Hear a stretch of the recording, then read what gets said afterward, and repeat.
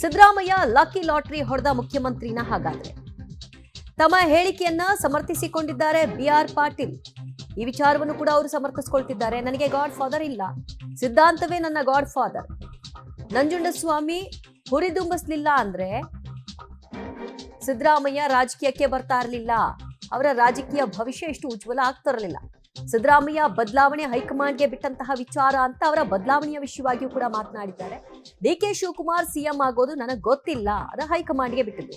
High command ಏನ್ ಹೇಳಬೇಕು ಅದೆಲ್ಲವನ್ನು ಕೂಡ ಈಗ ಹೈಕಮಾಂಡ್ ಗಮನಕ್ಕೆ ತಂದಿದ್ದೀನಿ ಅಂತ ಕೆಆರ್ಪೇಟೆಯಲ್ಲಿ ಶಾಸಕ ಬಿಆರ್ ಪಾಟೀಲ್ ಹೇಳಿಕೆಯನ್ನ ಕೊಟ್ಟಿದ್ದಾರೆ.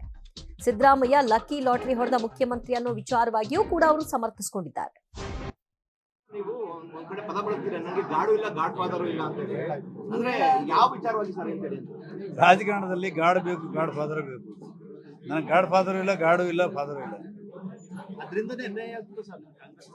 ಏನಿಲ್ಲ, ಕೆಲವರು ಲಕ್ಕಿ ಲಾಟ್ರಿ ಹೊಡಿತಾರೆ, ಕೆಲವರು ನೋಡಿ 136 ಜನ ಶಾಸಕರು ಮಂತ್ರಿ ಆಗಕ್ಕೆ ಸಾಧ್ಯ ಇಲ್ಲ. ಆ ಸತ್ಯ ನಾನು ತಿಳ್ಕೊಂಡಿದ್ದೀನಿ.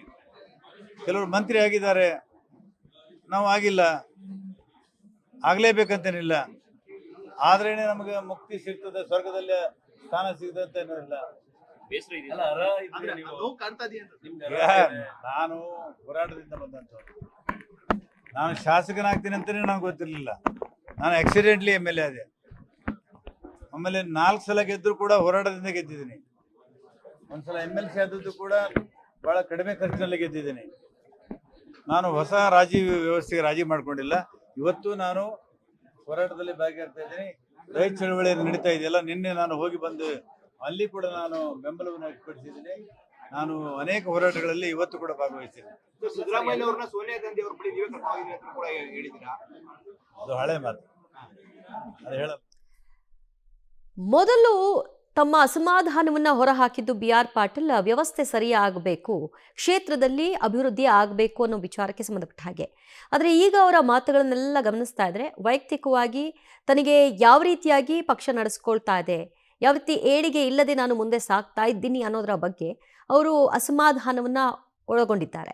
ಸೊ ಈ ಅಸಮಾಧಾನ ಅವರನ್ನ ಹೈಕಮಾಂಡ್ ಲೆವೆಲ್ವರೆಗೂ ಕರೆದುಕೊಂಡು ಹೋಗಿ ಅದನ್ನ ಮುಖ್ಯಮಂತ್ರಿಗಳ ವಿಚಾರವಾಗಿಯೂ ಕೂಡ ಮಾತನಾಡಿಸಿದೆ. ಮತ್ತಷ್ಟು ಮಾಹಿತಿ ಪಡೆಯೋಣ ನಮ್ಮ ಪ್ರತಿನಿಧಿ ರೋಹಿತ್ರಿಂದ. ರೋಹಿತ್, ವ್ಯವಸ್ಥೆ ಸರಿ ಹೋಗಬೇಕು ಅನ್ನುವಂತಹ ಅಸಮಾಧಾನವನ್ನು ಹೊಂದಿದ್ದಂತಹ ಬಿಆರ್ ಪಾಟೀಲ್ ಅವರು ಈಗ ವೈಯಕ್ತಿಕ ವಿಚಾರವಾಗಿಯೂ ಕೂಡ ಅಸಮಾಧಾನ ಹೊಂದಿರೋದು ಸ್ಪಷ್ಟವಾಗ್ತಾ ಇದೆ. ದಿವ್ಯಾ, ಬಿಆರ್ ಪಾಟೀಲ್ ಅವರಿಗೆ ಮಂತ್ರಿ ಸ್ಥಾನ ಸಿಕ್ಕಿಲ್ಲ ಅನ್ನೋದು ದೊಡ್ಡ ಅಸಮಾಧಾನ ಅಂತೇಳಿ ಕಾಣ್ತಾ ಇರುವಂತದ್ದು ಅವರ ಮಾತಿನಲ್ಲಿ. ಯಾಕಂದ್ರೆ JDS ನಿಂದ ಸಿದ್ದರಾಮಯ್ಯ ಅವರ ಜೊತೆಗೆ 8 ಜನರು ನಾವು ಬರ್ತೀವಿ, ಅದಾದ ಬಳಿಕವಾಗಿ ಹಲವರು ಸಚಿವರಾಗಿದ್ದಾರೆ, ಲಕ್ಕಿ ಲಾಟ್ರಿ ಹೊಡೆದಂತ ಸಿದ್ದರಾಮಯ್ಯನವರು ಮುಖ್ಯಮಂತ್ರಿ ಆಗಿದ್ದಾರೆ. ಆದ್ರೆ ನನಗೆ ಯಾವ ರೀತಿಯಾದಂತಹ ಪೋಸ್ಟ್ ಸಿಕ್ಕಿಲ್ಲ ಎಂಬುವಂತಾಗಿ ಪರೋಕ್ಷವಾಗಿ ಅಸಮಾಧಾನವನ್ನ ವ್ಯಕ್ತಪಡಿಸ್ತಾ ಇರುವಂತದ್ದು. ಒಂದ್ ಕಡೆ ರಾಜ್ಯದಲ್ಲಿ ಮುಖ್ಯಮಂತ್ರಿ ಬದಲಾವಣೆ ವಿಚಾರ ಚರ್ಚೆ ಆಗ್ತಾ ಇದೆ. ಅದರ ನಡುವೆ ಕೂಡ ಬಿಆರ್ ಪಾಟೀಲ್ ರವರ ಈ ಒಂದು ಹೇಳಿಕೆ ಸಾಕಷ್ಟು ಒಂದ್ ರೀತಿಯಾಗಿ ರಾಜಕೀಯ ಕ್ಷಿಪ್ರ ಬೆಳವಣಿಗೆಗೆ ಕಾರಣ ಆಗುವಂತ ಸಾಧ್ಯತೆ ಕೂಡ ದಟ್ಟವಾಗಿ ಕಾಣ್ತಾ ಇರುವಂತದ್ದು. ನಿನ್ನೆಷ್ಟು ಸುರ್ಜೇವಾಲಾ ಅವರು ಬಂದಿದ್ದಾರೆ, ಸುರ್ಜೇವಾಲಾರನ್ನು ಕೂಡ ಇವರು ಭೇಟಿ ಆಗಿದ್ದಾರೆ. ಅದನ್ನು ಕೂಡ ಒಂದು ಪ್ರಸ್ತಾಪ ಮಾಡ್ತಾರೆ. 45 ನಿಮಿಷಗಳ ಕಾಲ ಅವ್ರ ಜೊತೆ ನಾನು ಚರ್ಚೆ ಮಾಡಿದೆ. ನನ್ನ ಮಾತುಗಳೆಲ್ಲವನ್ನೂ ಕೂಡ ಗಂಭೀರವಾಗಿ ಪರಿಗಣಿಸಿದ್ದಾರೆ, ಜೊತೆಗೆ ನೋಟ್ ಕೂಡ ಮಾಡ್ಕೊಂಡಿದ್ದಾರೆ. ಇದನ್ನ ಅವರು ಕ್ರಮ ಕೈಗೊಳ್ತೀವಿ ಅಂತ ಕೂಡ ಹೇಳೋಗಿರುವಂತದ್ದು ಕೂಡ ಹೇಳ್ತಾ ಇದ್ದಾರೆ. ಒಂದ್ ರೀತಿಯಾಗಿ 45 ನಿಮಿಷಗಳ ಕಾಲ ಒಂದಷ್ಟು ಹಗರಣಗಳ ಬಗ್ಗೆ ಮಾತನಾಡಿರುವಂತದ್ದು, ಜೊತೆಗೆ ಸಿಎಂ ಬದಲಾವಣೆ ವಿಚಾರ ಬಗ್ಗೆ ಕೂಡ ಮಾತನಾಡಿರುವಂತಹ ಸಾಧ್ಯತೆ ಕೂಡ ಅವರ ಮಾತಲ್ಲಿ ಕಂಡು ಬರ್ತಾ ಇರುವಂತದ್ದು. ಇದರೊಟ್ಟಿಗೆ ಸಿದ್ದರಾಮಯ್ಯನವರ ಬಗ್ಗೆ ಸಾಕಷ್ಟು ಒಂದ್ ರೀತಿಯಾಗಿ ಅಸಮಾಧಾನವನ್ನು ಕೂಡ ಬಿಆರ್ ಪಾಟೀಲ್ ಅವರು ವ್ಯಕ್ತಪಡಿಸ್ತಾ ಇದ್ದಾರೆ. ಯಾಕಂದ್ರೆ ಅವರೊಟ್ಟಿಗೆ ಕೂಡ ನಾನು ಬಂದೆ, ಲಕ್ಕಿ ನಿಮಗೆ ಲಕ್ಕಿ ಡ್ರಾ ಹೊಡಿತಂತೆ. ಲಕ್ಕಿ ಡ್ರಾ ಹೊಡಿತಂತೆ. ಹೌದು, ನಾನು ಚೀಫ್ ಮಿನಿಸ್ಟರ್ ಆಗಿದ್ದೀನಿ, ನಾನು ಅದೃಷ್ಟವಂತ. ನಾನು ಅವನು ಒಟ್ಟಿಗೆ ಚೀಫ್ MLA ಆದವಲ್ಲ, ಅದಕ್ಕೆ ಹೇಳಿರ್ಬೋದೇನೋ ಗೊತ್ತಿಲ್ಲ.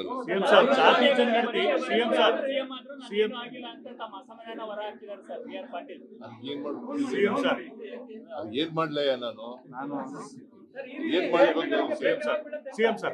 ಜಾತಿ ಸುಮ್ಮನೆ ಅವ್ರು ಹೇಳಿದ್ರೆ ಮಾತಾಡ್ತೀನಿ.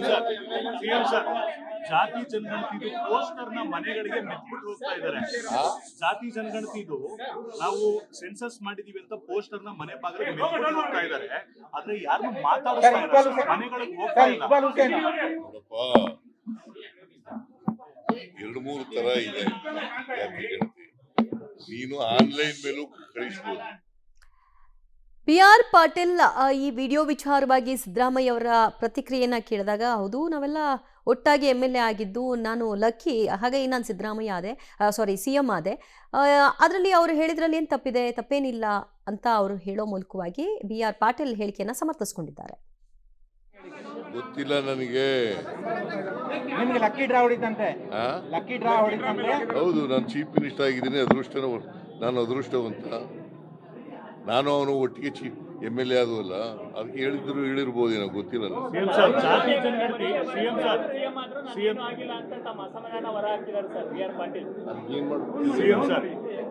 ಏನ್ ಮಾಡ್ಲಯ್ಯ ನಾನು ಏನ್ ಜಾತಿ ಸುಮ್ಮನೆ ಇಂಥವೆಲ್ಲ ಕೇಳಬೇಡಿ. ಅವ್ರು ಹೇಳಿದ್ರೆ ಮಾತಾಡ್ತೀನಿ. ಜಾತಿ ಜನಗಣತಿ ಸಿದ್ದರಾಮಯ್ಯ CM ಆಗ್ತಾರೆ KRಪೇಟೆಯಲ್ಲಿ. ಮತ್ತೆ ಹೇಳಿಕೆ, ಬಹಿರಂಗ ಹೇಳಿಕೆ. ಗೊತ್ತಿಲ್ಲ ನನಗೆ. ನಿಮಗೆ ಲಕ್ಕಿ ಡ್ರಾ ಹೊಡಿತಂತೆ.